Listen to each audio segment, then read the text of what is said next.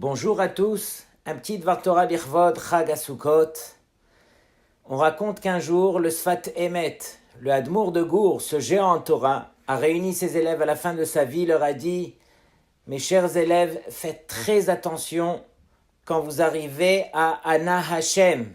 Quand vous dites Ana Hashem, faites très attention de le dire avec beaucoup de kavana. » Malheureusement, le Sfat Emet est niftar, et les élèves se sont posé la question.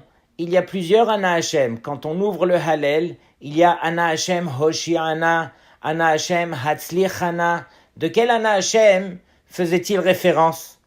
Ils ont été s'adresser à son fils le Imre Emet et ils lui ont dit « Vodarav, votre père nous a laissé, mais on ne sait pas de quel Ana Hashem est-ce qu'il s'agit. » Le fils leur a répondu « Écoutez, il ne s'agit ni du Ana Hashem Hoshi'ana, ni du Ana Hashem Hatzlichana, il s'agit d'un autre pasouk, Ana Hashem ki ani avdecha.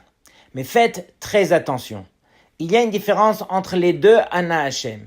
Ceux qui sont mentionnés dans le Hallel, Ana Hashem Hoshi'ana Hatzlichana, il est écrit Ana avec Aleph à la fin, c'est-à-dire Aleph Nun Aleph. Et celui qui est mentionné dans le pasouk Ana Hashem ki ani avdecha, il est mentionné avec un He à la fin, Aleph Nun He.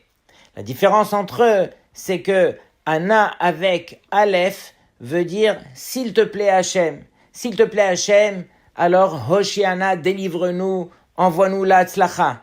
Tandis que le pasouk Ana Hachem ki ani avdecha, s'il te plaît Hachem, c'est plus que s'il te plaît, c'est on demande à Hachem, on supplie à Hachem, on remercie Hachem surtout. Ana, c'est le fait de remercier Hachem, qui ani avdecha, car je suis ton serviteur. De quoi s'agit-il dans ce pasouk? Ce sont justement ces jours que nous sommes en train de vivre présentement.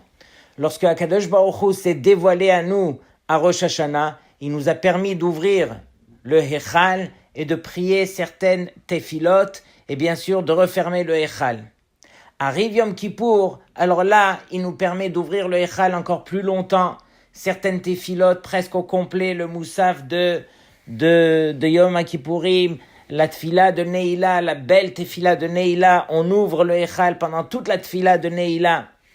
Lorsqu'arrive Sukkot, Akadosh Baruch Hu nous permet encore plus. Il nous permet d'ouvrir le Hechal et de sortir le Sefer Torah.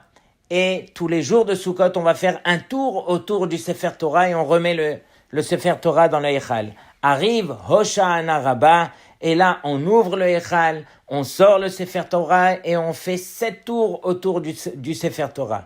Arrive Simchat Torah Shmini Atzeret, alors là on ouvre le Hechal et là c'est vraiment la simcha la plus grande. On sort tous les Sifrei Torah du Hechal et on danse, on les embrasse, on les garde avec nous.